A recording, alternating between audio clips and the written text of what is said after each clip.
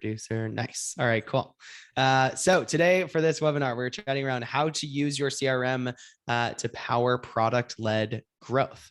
So what that means, and we have Hightouch with here. Zach will intro in a second here. But for what we're discussing today, so we're going to talk about what is product-led growth and why you should care about it, why your product data is a critical growth marker, how to actually leverage that data and where to leverage that data in your CRM. And then we'll go through some tactical how to get started and how to actually implement and do this in your role and your organization. And then if we have time here at the end and people have questions that they want to ask, we'd love to field them for you. So jumping in today, I'm Connor. I'm the CEO and founder of Aptitude. We are a RevOps consulting firm, which if you're here, you may or may not know. We're a HubSpot elite partner, and we do lots of CRM implementations and custom integrations and help people solve these types of problems. And with us, I'm extremely excited to welcome Zach Kahn from Hightouch. So Zach, I'll let you do an intro on your side. Sweet, thanks. So hi, I'm Zach. I run marketing at Hightouch. So Hightouch is the easiest way to get data into your business tools like your CRM or ad networks, you name it, we probably support it. And prior to Hightouch, I worked as a product manager at Nextdoor, the neighborhood social network. So thought a lot about PLG and how to grow a product there as well. Awesome. So to get us started sort of on the first piece of this is what is product-led growth? So we're going to go into kind of a formal definition here, but think about companies that use free trials. If you have software products, if you're using anything where a large portion of that customer engagement, a large portion of that customer journey is happening within a product as opposed to directly in a store, or directly with a salesperson. And so you have this huge part of your user journey. And traditionally we see these being disconnected from the core CRM, the go-to-market strategy, the marketing strategy. And so when we think about product-led growth, which is sort of all the rage with PLG, is this trending acronym if you check out those Google search history results, but as a strategy in which that customer acquisition and retention are driven primarily by the product itself. So super common with tons of SaaS applications. If you think about products like Zoom or Calendly or even HubSpot with some of their starter features and some of these products where you can go and create something and you can interact with that app without necessarily talking to a salesperson.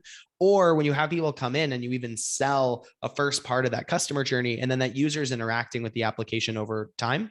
And a product-led growth strategy, really the goal here is company-wide alignment across teams. So this isn't something that one individual group is going to be able to implement on their own. You need alignment from engineering and sales and marketing and what's the strategy and where that data is and how to access it. And that's one of the reasons that we at Aptitude 8, with our focus on RevOps, love cross-organizational alignment. And this is a reason that this strategy is so key to a lot of the different organizations that we work with. So jumping into how this actually works, I'm going to hand the mic a little bit to Zach here as the expert on how to think about bringing this to reality for you. Yeah, so like Connor was saying, PLG is really about breaking down these traditional silos that exist across teams. And so everyone is focused on increasing product activation because that's, for a product-led growth company, the leading indicator of business success.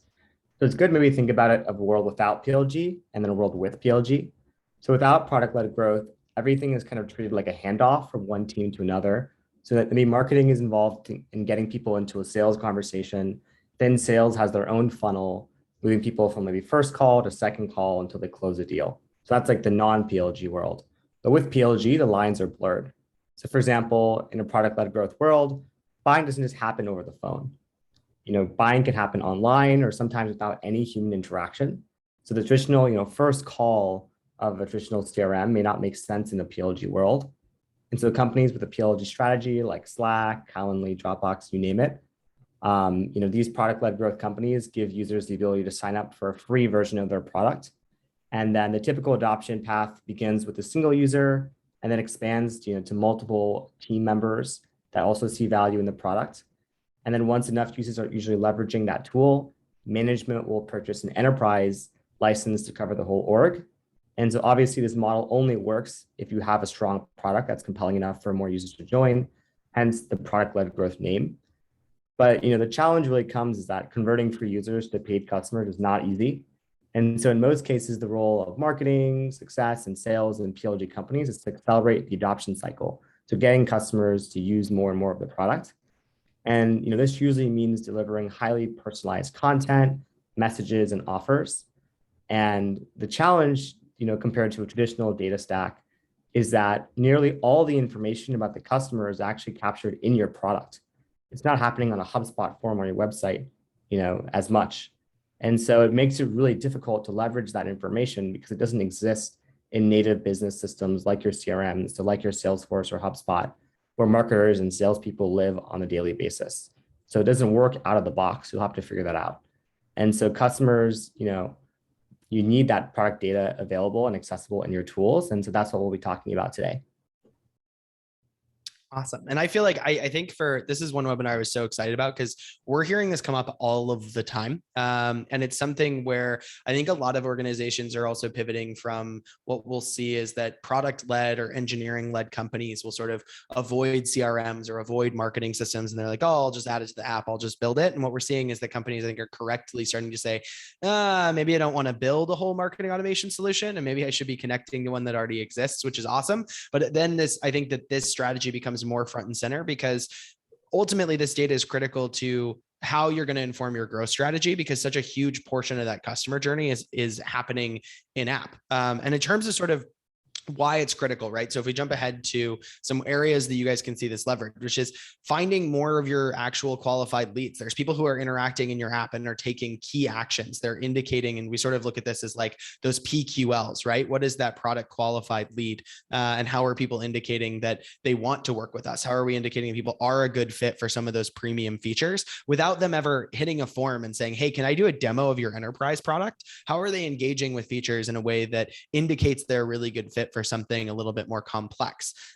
Other pieces here are automated and reliable reporting. One of the biggest constraints that we see with customers is folks that need that product data. They want to know, hey, I just did this big marketing campaign. How many trials did I generate? How many of those trials converted into paid users? How many became sales assisted? And pulling that needs CRM analysts to go pull that information. Then you have to pull out your product data. Maybe if you're lucky, you have like a unique ID across those two and your emails match and you maybe can do a VLOOKUP.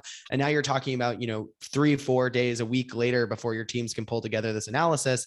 And it makes it difficult to be able to gain those types of insights, which corresponds to it's hard to figure out who is a risk, who's at churn risk. How are you going to retain those customers? How do you develop those strategies if you can't find and identify those segments and then target those segments? And I think the last piece of this, and Zach, I'll let you expand on all of these, but I think especially kind of in this last category as well, which is how do you think about aligning your company around those same goals and same metrics? And how do people look at this and say, we're all after one funnel, as opposed to product is looking at their activation metrics, sales is looking at their conversion numbers, marketing's looking at their MQL numbers, and no one's really aligned on how do we get revenue out at the end of the day when so much of that customer interaction is on the product side? Yeah. Plus one to all that. And I think I'll touch on maybe a few of those points again, really on the first one on uncovering more qualified leads. You may have heard the term PQL or product qualified leads, right? If you open up your product, for self-serve, you're going to have tons and tons of users. And so it just becomes so much more important than to prioritize which customers are, using your product the most and most likely to convert. And so having product data is crucial for that. And then, in terms of reporting, RevOps, especially, reporting, let's say it's like, typically with the traditional CRM, you're waiting on, your sales or success team members to update fields, right? So your data might be, your reporting in your CRM traditionally might actually be out of date because someone didn't update a field. And so it's crucial, with automated data that's synced into your CRM, it could be 1 a.m. in the morning and you'll actually have an updated view of your pipeline.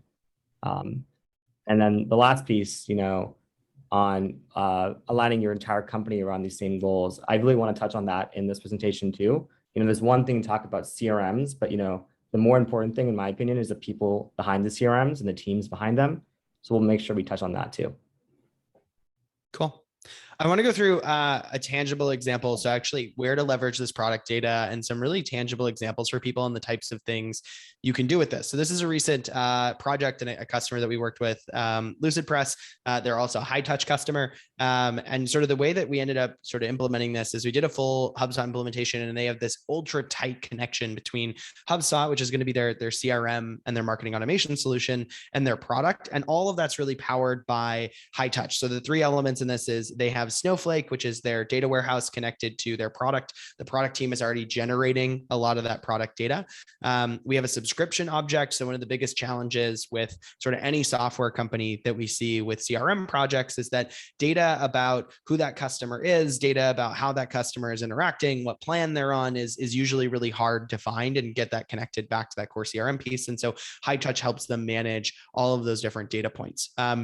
And the reason for this is that a lot of Lucidpress's onboarding and activation strategy is around product data. So someone can come in, you can create a free Lucidpress account. You should. It's a very cool product. I'd recommend trying it out. And if you come in, you create a free Lucidpress account, you can do a whole bunch of different things in the app. And some of those are paywalls. They're blocked. They say, hey, you can interact with this feature. If you have a trial, you start a trial, you can interact with those features. But what they do on those features, do they visit those pages? Do they interact with those pages is critical to knowing how we should be engaging with and communicating with these prospects. And so what we're doing is in order to deliver those hyper-specific contextual elements, we're using the behavioral events inside of HubSpot. So worked with their engineering team. We set some of these up. We're now able to do things like, did this person create a document? Are they 2 days into their trial and they haven't taken one of these key actions? Send them messaging specific to different types of behavior and use cases and driving them to content that tells them, here's how you can create a document. Here's how to activate this. And instead of sending that to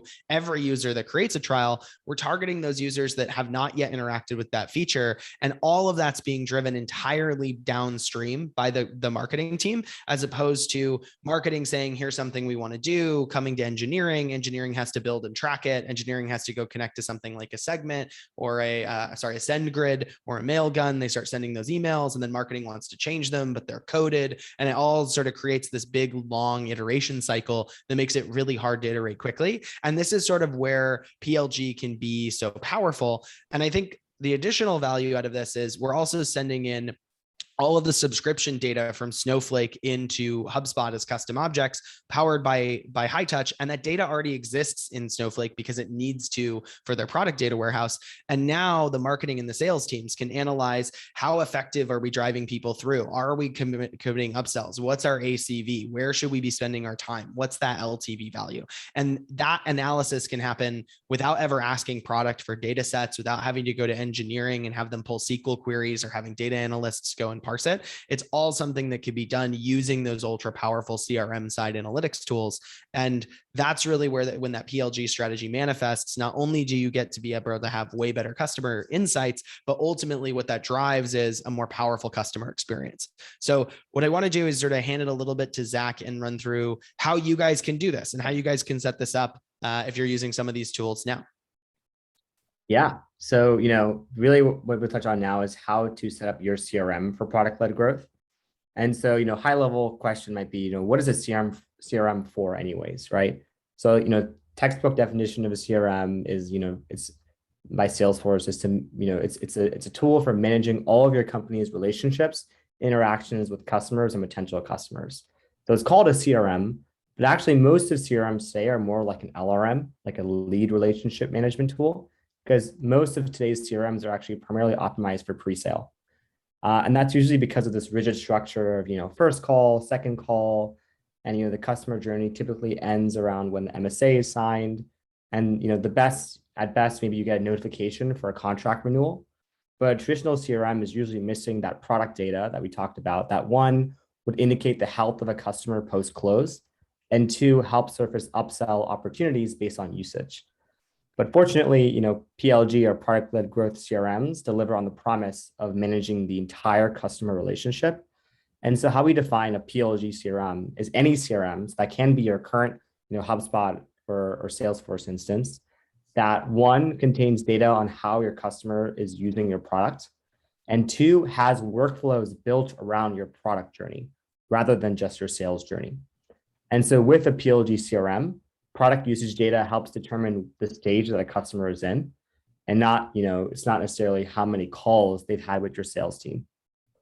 And so a key difference here is that, we believe that it's much easier to get started with your existing CRM and adding data and workflows there to unlock product-led growth instead of buying another tool, because I'm sure you've all experienced this before, who needs another tool to look at? So we really believe in, fixing what's in front of you already.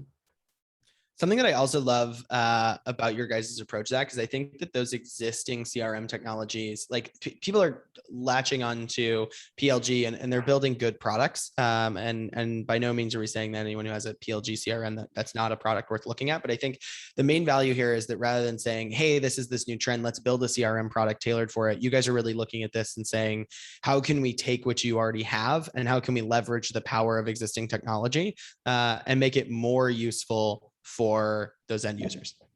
Yeah, and there's a place for these, purpose-built PLG CRM solutions, right? They do things that are, very custom and important for a product-led growth company.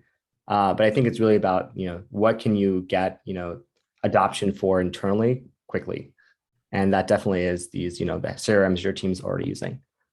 But we can touch more on this versus off-the-shelf CRMs later too, if people are interested. Let's jump to how to, and I think one more forward from here. So reverse ETL is sort of where you guys tag this. What might be helpful as a starting point, it would be what is an ETL and what are traditional ETLs? I know that there are sort of situations where folks are, I think we might be skipping one or two, which is okay. We'll go back. But in terms of how you guys think about an ETL and what an ETL does and sort of what traditional ways you guys see this and how you guys differ from that. Yeah. So really maybe taking a step back, like why are you even talking about this ETL term, right? Like, one of the biggest blockers to product-led growth is this data accessibility, right? So when business teams are waiting on data, they can't experiment, you can't learn, you can't iterate. And so all that time is wasted. And so, you don't want to be blocked by engineering teams because, compounded growth comes from compounded learning, and then compounded learning comes from having the data to run experiments, right? And of course, ETL typically is basically the process of getting data into a data warehouse, which is basically a central place to house all your data. And typically, there are ETL tools like, Fivetran or other tools that, get data into your warehouse. But that data usually is used for dashboards, like a Looker dashboard, for example. And dashboards are great, don't get me wrong. They provide visibility. They're great, to see how you're doing. But they don't automatically dashboards. But they don't automatically drive action, right? You don't look at a dashboard and immediately create a workflow or automate different things, right? Data really is primarily most useful to business teams when it's available in their specific tools, like your CRM. And so that's the key difference, right? So reverse ETL is about putting data into the tools that you use every day to run your business. And so ETL is about putting it into the warehouse. And then, so, we support, ETL is necessary to make reverse ETL happen. And I'll walk through the steps.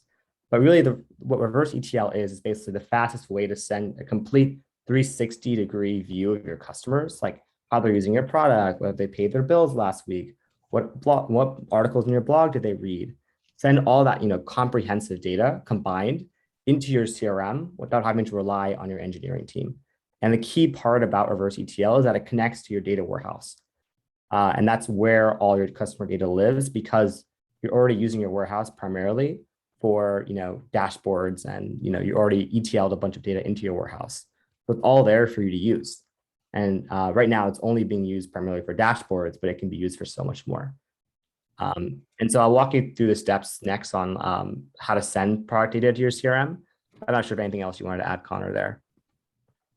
No, I think that's great. I think the other thing to emphasize as well is I think that there's elements where people on the business team may not know that these products already exist. And what we find the majority of the time is that if you have a product and if you have a product team, it is very likely that they are already doing some sort of a data warehousing. And we typically see that process exists long before it gets in front of that business team. And so ask this question as opposed to saying, hey, we need to start from scratch. It's exceedingly likely that you're further down this process if you're on sort of the sales or marketing side and you guys have a robust product already. Yeah, I think the good litmus test is like, do you have a BI tool? Like, do you have a Looker? Do you have any of these like BI tools like Tableau? And, basically for those products to work, you need a data warehouse technically. So generally speaking, it is, most companies are moving towards this model anyways. So steps 1 and 2, and that we'll go through now are, most likely good chance your company's already gone through it.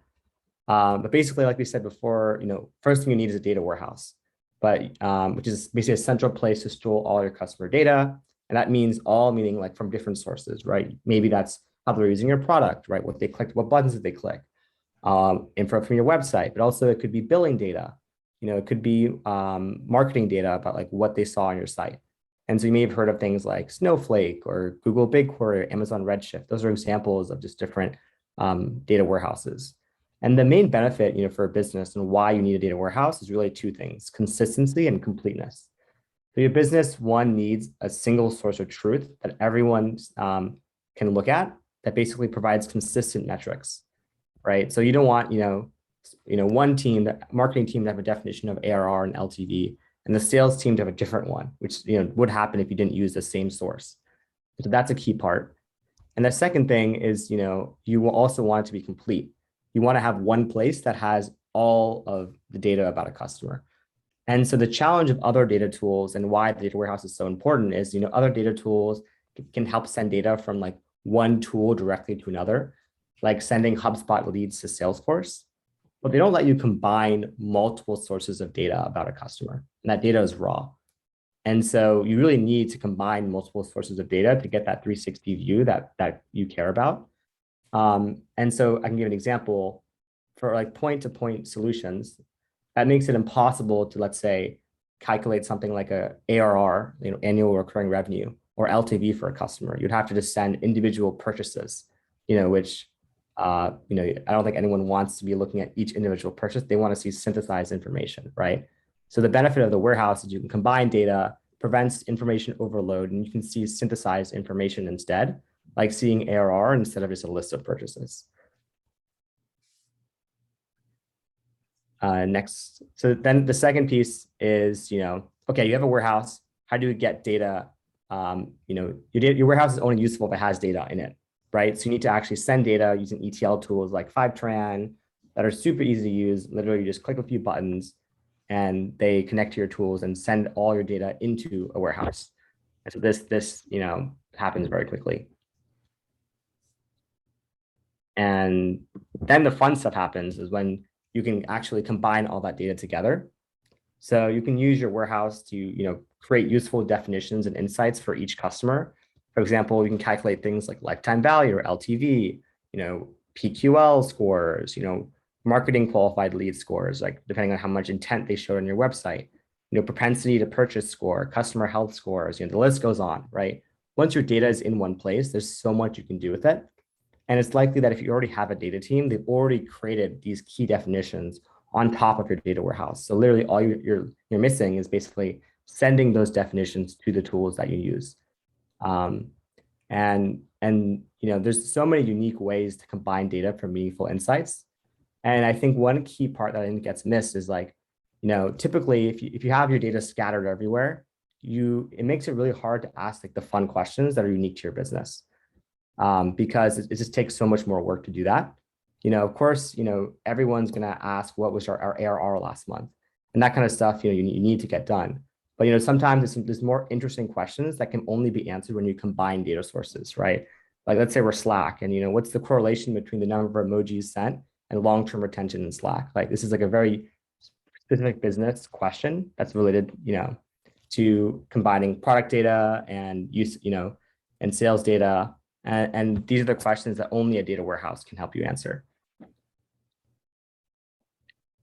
And so now that you have this model data, the last piece is, okay, so you have your LTV scores, et cetera. How do you actually send that data to your CRM? And that's what Reverse ETL does. And so with Reverse ETL, you have full control over how you want your data to appear in over 60 different tools. So not just CRMs, but also email tools, ad tools, et cetera. So all you need to do is define the data you want to send from your warehouse. And then you can see on the left screenshot here, you just map which fields to update in your CRM. So for example, in this screenshot here, this is some information about products ordered by a user. And so we're just, matching them by email, can send, the SKU number for a product and then update, the product ordered SKU number on contacts in HubSpot. So literally just, a really simple mapping UI, and you press send and your data is automatically synced. So it's super easy to use, and the most important part is that you don't have to rely on engineering. So you're as a business team, as a RevOps team, you are able to run free and iterate and so you're able to just move much faster. Something that I love about that, and one of the things that I think is becoming more common in a really positive way across all of these different kinds of tools, is that you guys are building something for the ops person who like has an understanding of data, has an understanding of the product, knows how they maybe want to use it at the end of the day, but they aren't in a position where they are going to go be interfacing with those direct product databases. And maybe they can dabble in some SQL and they can pull it out, but really using these types of tools is something where someone who's not a direct engineer, you don't need that product in the software team. And that fundamentally changes the speed with which, but you also keep your product team focused on the things that matter most to them, which is shipping new features to customers. 100%. And the magic here is, we think everyone at a company is a data user, not just data teams, right? And they have just different ways of using data. And so we think, our vision is that everyone should be able to do it in whatever way they're able to. And so the next slide talks on, a new product that we recently launched called Audiences that lets, RevOps or any business team member to, visually query and filter their data. Like, if I want to find all users who abandoned their shopping cart, for example, so they added a product to the cart, but then didn't purchase. I can do that visually without having to know any SQL or upload any CSVs. So, that's the vision for Hightouch, to let anyone, put their data into action. And another key part is that, we talk about data warehouse, but we also support other data sources outside of the warehouse, like spreadsheets, production databases, and more. So we really support any data source that you want.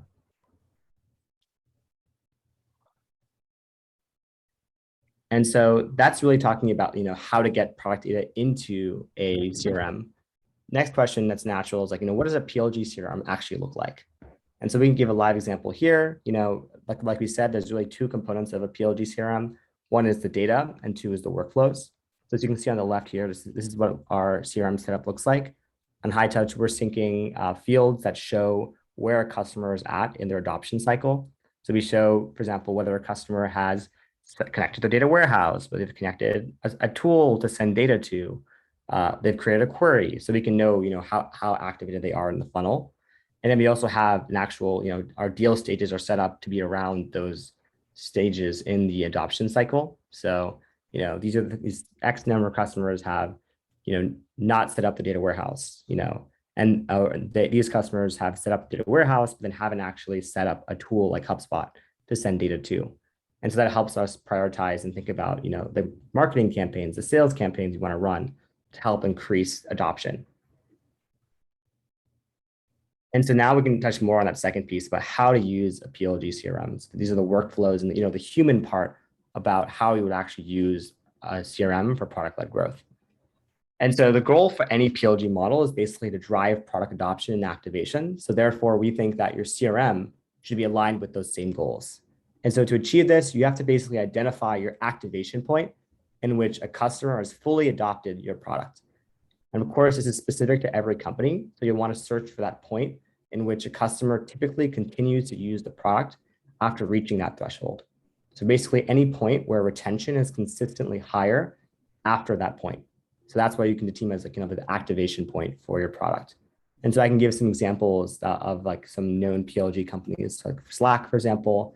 They focused on getting customers to send 2,000 plus team messages in the first 30 days. And so they knew when customers reached that point, they were basically very sticky and they were willing to pay, and the retention curves stayed consistently high. For Dropbox, it was like 85% of customers upload one file in one folder on one device within 1 hour. And then HubSpot focused on 80% of customers using 5 features out of 25 features in the platform within 60 days. And so these are very tractable things that the whole company can get around, and thinking about how do we get every single customer that comes in ideally to reach the activation point.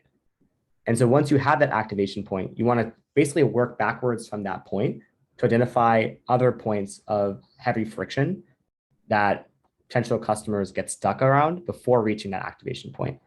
And this can either be specific events in the product onboarding process, or an aggregation of events. So one example is like, if users get stuck at a certain onboarding task, like for us, for example, at Hightouch, we revolve everything around, the onboarding steps, right? Because the user has to first connect their data warehouse, and maybe they don't have access to the data warehouse. And so we have different campaigns to help people around that. And one piece really is that, by the time a customer, our activation point at Hightouch is basically having a sync of data from one source. So that's from data warehouse, let's say, to any tool. And by that point, we believe the customer has already understood and received the value of Hightouch, and we see that they're much more likely to become a paid customer after they've completed that one sync. And so the next piece of this is actually modeling your deal stages around these activation points, right? So we defined those activation points, we sync that data to the CRM, and now we actually want to, use these deal stages, but focus them instead around, instead of using the traditional sales pipeline of discovery, demo, decision pending, and close one, we have this, product-led pipeline or self-serve pipeline. And we replace the stages of the seller journey, like instead of demo, et cetera, with stages of the customer journey, like whether they've connected their warehouse, they've connected their, they've made a query, they've sent data to a tool. And so that, instead of close one, we have like fully activated essentially. And so this is, a different way of thinking about it and aligns everyone on these shared goals. And I think to your point, Zach, on this one, right? Because we see a lot of organizations where, and it depends on your price point. Are you targeting enterprise? Like where reasons they want to use a PLG strategy is because that PLG strategy is effective and cheaper at converting those customers. And that makes a lot of sense for lower dollar value customers. But as you sort of climb that stream, you want more personal touches, you want more engagement, you want more interaction. And so what we typically see is people splitting those pipelines. So I think we're one side ahead here, but for the two pipelines, which is you have one that is a self-serve product driven type of pipeline and experience, and one that's more of that traditional sales pipeline. And you can even move people in between. So knowing someone is completely self-serve on that kind of step 3 on the next slide, which is if you have someone moving through that self-serve pipeline, they could be taking those actions that indicate they are somebody who should be sales assisted. They are somebody who should be enterprise targeted, and you can move them over. And similarly, we see folks who, hey, someone came in, they're in our enterprise demo flow, but we don't necessarily think that we want to touch them as heavily. And so we're going to move them to that other side. And both of these can exist in harmony.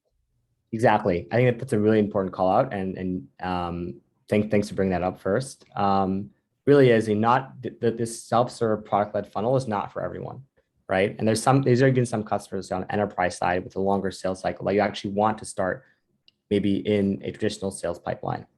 And so, we believe, kind of moving on to kind of talking about these two pipelines, everyone in your company, marketing, success, support, product should have access to a PLG CRM. So not just the sales team.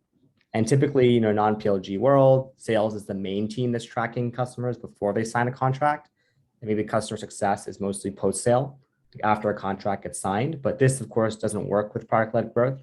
And so with PLG, we believe that customer success, product, et cetera, should be pre-sale, starting from the moment a customer signs up for the product and help see them through the onboarding process and post-sale.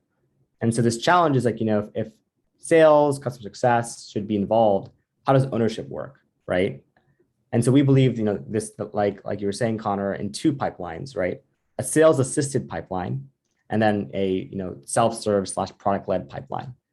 And so we believe most customers, right, especially the lower ACV customers, should fall into the self-serve pipeline where they use the product themselves to gain value, and they receive lifecycle marketing emails or helpful emails or nudges that's going to be automated or personalized along the way. And we see, in terms of ownership, customer success and product teams can own that self-serve pipeline. And product and marketing can also own that pipeline on an aggregate basis.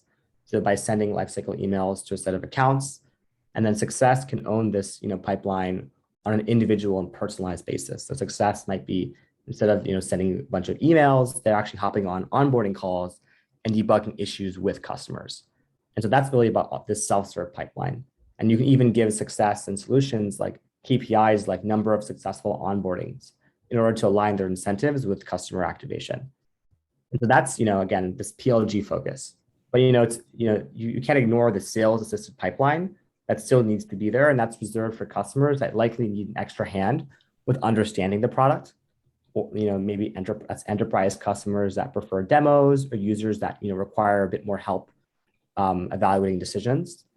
And then, this sales assisted pipeline, it can be owned by the sales team, and customers should have the option at any time that are in the self-serve pipeline to talk to sales, right? The customer should have control over how they want to basically onboard the product. Do they want to talk to a salesperson? They should have that option. But also, if they want to just go through and experience the product themselves, they should feel completely free to do so and not be blocked by talking to, sales. And so I also think that what we see here is right. Like it varies by persona too, to your point of sort of like self-election, is that we see, if we jump to kind of the next slide here, we have like the examples of kind of what this looks like. But I think we see it vary by persona, where folks on the engineering or the product side are like, I don't want to talk to anybody unless I have something very specific. And I don't want to have a demo or a sales conversation. Like, I just want to ask you like, hey, I'm trying to do this. How do I do that? And like, don't show me it. I've already kicked the tires. Whereas on the flip side, you have a lot of folks that we typically see more from like a marketing or a sales background that are coming in and saying, hey, I'd love for somebody to really show me how this works. And I have an idea of what I'm trying to do, and getting somebody to help me understand how to connect those two is key. And the value here is that you can really serve both of those audiences and both of those journeys and let people kind of move in between them.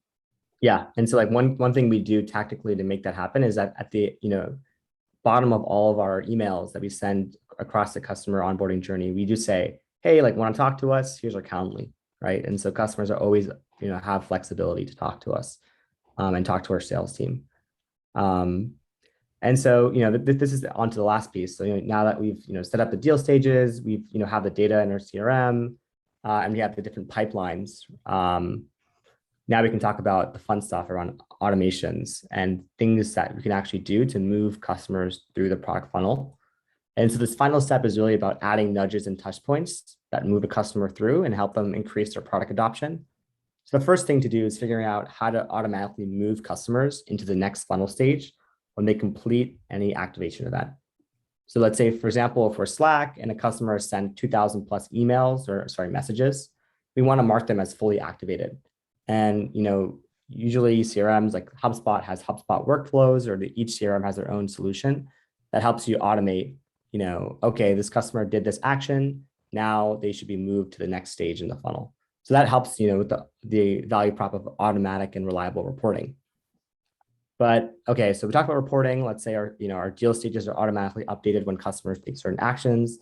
Now let's talk about what else we actually can automate. So you can leverage your tech stack basically to its full potential. So let's say if someone gets stuck on an onboarding task, let's say for Hightouch, someone is stuck on connecting their data warehouse, you can send them a personalized help article so that it can help move on to the next stage. And that's what we do ourselves. And you can see an example of an email on the right that we send. And sometimes customers need, human interaction for some things. Like you can actually trigger Slack messages, tasks, and Asana, or any kind of tool that you need to make sure customers get the right experience. And so how we do this internally, like I said, we have this email that's sent to customers based on this different stage they're in, that gives them helpful tips and articles and things to help them out. That's all automated. But we also have, internally, we have Slack messages that are sent to our customer success reps when certain customers take actions in their product. So we know, oh, finally, this customer finally added their destination or added HubSpot and they finished a sync. That means I can reach out to them and talk to them about this. And so last piece is, this like proof points, right, of customers that have actually had, success, particularly with this use case, right, of using HubSpot or using Salesforce. The companies like Retool, for example, increased their email response rate by over 32% using, personalized outreach. So what they did is they send product data to HubSpot, basically telling how each customer was using the product, and then use that messaging, right? So, oh, I see that you're using this part of our product. Here's some tips. And that increased their response rate and overall, conversion by 32%.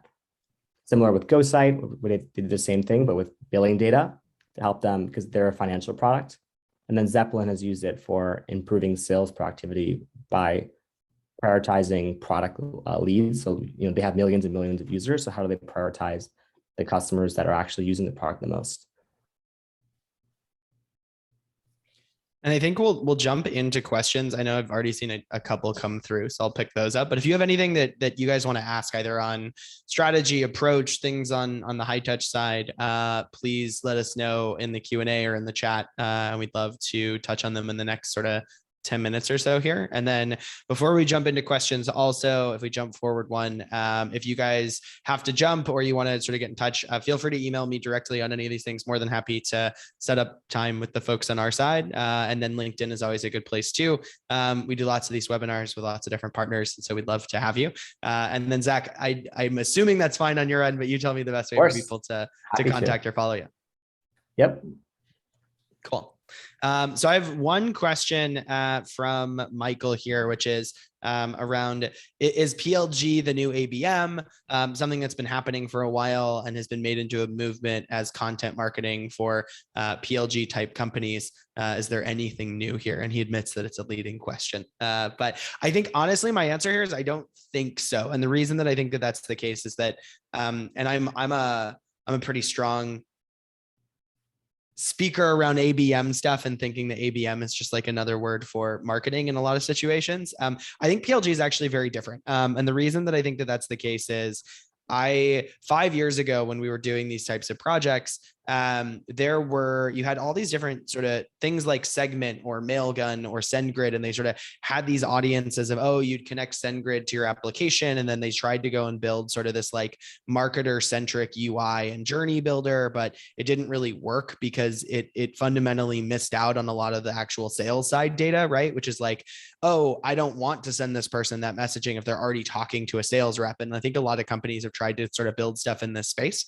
And I think that what has changed and just like a technology layer is, one, the prevalence of people tracking and managing this data and this data being readily available, right? Like you had 5-10 years ago, it was like, unless you're Facebook or Google, like you just didn't have a data warehouse with all of this data in a structured way. And that's just become so much more accessible and so much easier to do that really small scale companies like or early stage software companies are building really robust data warehousing and data analytics platforms and tools and getting value out of them. And I think that's been a significant change. The other change is sort of this like wide scale embrace of CRM and marketing technology, and that also being something that smaller organizations are using earlier. And I think those two things combined have sort of opened the window for this to be a strategy. Whereas if you said like, oh, is PLG new? Like maybe not, right? Like, I mean, Amazon's been doing it for 15 years, 20 years, but the reality is that this being something that companies without hundreds of analysts and product managers and marketers that are focused specifically on activating product data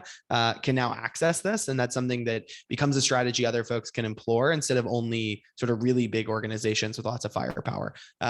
Zach, I'll let you expand if there's anything else on that, but. Yeah, I think I totally agree. I think another piece is like really about like consumer expectations, right? Customer expectations. Like I think, you mentioned developers, for example, or there's certain types of customers that are given, this trend of product-led growth, expecting self-serve, expecting these things, right? That adds on to the pressure to meet that need as well. So I think that's something that's also changed is like, as more and more self-serve products have come onto the market, that also means that, if you're, let's say, in a competitive space and there's a self-serve product and a non-self-serve product, that's a big difference. And customers, I'd say, especially technical customers, but I think increasingly, any kind of savvy, many savvy customers are just like wanting to try out a product themselves first before paying.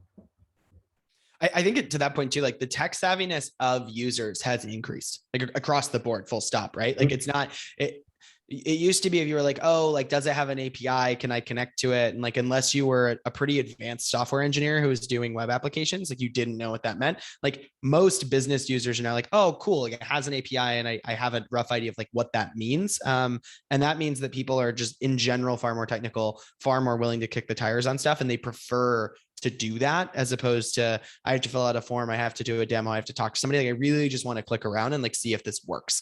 And that's sort of a global trend across all of technology. Another question in the Q&A from Michael. I'll do Q&A ones first. So if you're throwing stuff in the chat, I may not see it first, but if you have anything, feel free to throw it into the Q&A. which is getting started with PLG before sort of massive user data and events. And so his questions largely dictated, I'm going to let you sort of take this one, Zach, but about like Hightouch and versus Segment versus like Workato or other tools in the space, and sort of how to think about this piece of the tech stack and where both Hightouch fits in, but also where you see other products fitting into. Yeah, so I see this question as I see this as before having massive user data and events, right? So I can touch on that piece first. I think really what it comes down to is what we were talking about earlier around point-to-point integrations versus, being able to put together this holistic 360 view of your customer, right? And so let's maybe talk about, there's like two different kind of solutions here, or three, I'd say. One would be the, CDPs, so customer data platforms like Segment. Second, there's like iPaaS solutions like Workato and Tray. And then third are like other reverse ETL solutions, right? So we'll talk about the CDP first, like things like Segment. And so the really big challenge with things like Segment really comes down to this rigid data model. Segment, everything has to be around users and accounts or an event. And, it's not as easy to stitch together, and this is similar for both Segment and CDPs, but also any kind of iPaaS solution, that holistic, view of like LTV or ARR or, churn scores or all these things, right? Because of their rigid data model and the fact that everything is an event, right? And so that makes it just really difficult for you to actually do what you need to do to unlock product-led growth and have these more predictive churn models and things like that. And, in terms of, if you're starting from scratch as well, one thing you will always need is event tracking. So that's one thing the CDPs are very helpful for, but outside of that, your data is already living in a warehouse, right? So the implementation time of like now sending all of your data to, Segment as well, which again is storing your data. It's not your data, they're actually storing it. And so that also has PII concerns too. It's just more duplicative work, right? You're basically creating two sources of truth for your business, a CDP, and then you're creating your data warehouse. And you definitely need your data warehouse for BI tool and visualization as well.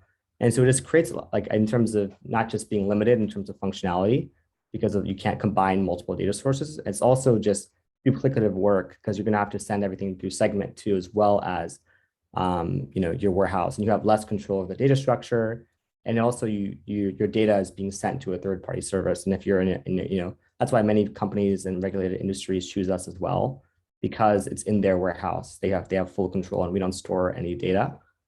And then I think, so that's really like, about CDPs and, the lack of flexibility. And it's kind of like, you can think of using your warehouse as almost like unbundling a CDP, and you can really have more control and, in terms of what you can actually do with it. And so that's on the CDP side. And then in terms of, solutions like an iPaaS solution, like a Tray or Workato, really it's a similar point about, the point-to-point integrations that you just can't get this 360 profile. That's really important. But also a thing that does happen as a company grows is that, these iPaaS solutions and also Segment as well, they're all event-based. So like as soon as an event happens, it's going to, send something to your API, and those hit rate limits very quickly. And so with the key difference with something like Reverse ETL is that, we batch the data, we look at, differences in data and only send data that's different.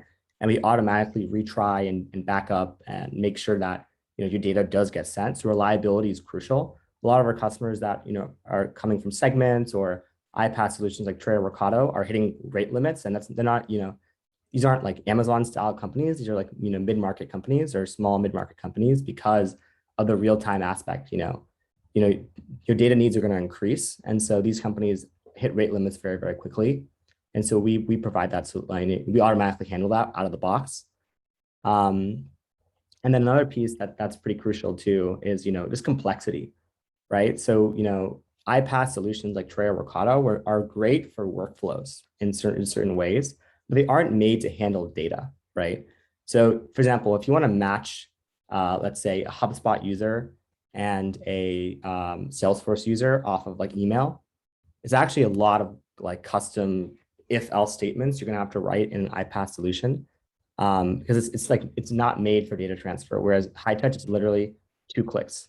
match. So like there's all these things that, if you're using an iPaaS solution like a Tray or Workato to send data, you're really kind of like hacking a solution that's more made for workflows and not necessarily for data transfer and integration. And then the last piece about census or other reverse ETL solutions is really just like the difference in terms of like functionality and really fundamentally the difference is, Hightouch is really thinking about enabling the whole business. So we launched the audience product, for example, recently that enables marketers to now also self-serve data. And so, but we also have features like, we have a live debugger. So you can literally click on and see each row, what APIs are we sending, and when alerts happen, when errors happen, we alert you in Slack, et cetera. So we both go deeper on the data engineering stakeholder, but also help data engineers better serve their partners on marketing. And so those are these just basically in terms of like robustness of this vision of data democratization. It's just, we see ourselves as the leaders in this space because of these things that we're paving forward that haven't been caught up at all yet. So awesome. Thanks so much, Zach. Wealth of information. We're gonna go ahead and wrap. I know we're sort of at near the top of the hour here, but everyone who joined us live, thank you guys so much for attending. For those of you who are seeing this on demand, we hope that we were able to answer some of your questions. But if you have ones that we didn't answer, feel free to reach out to us directly. We'd be happy to chat. And thank you guys so much for coming, and we'll see you on the next one. Thanks so much. Bye, everybody.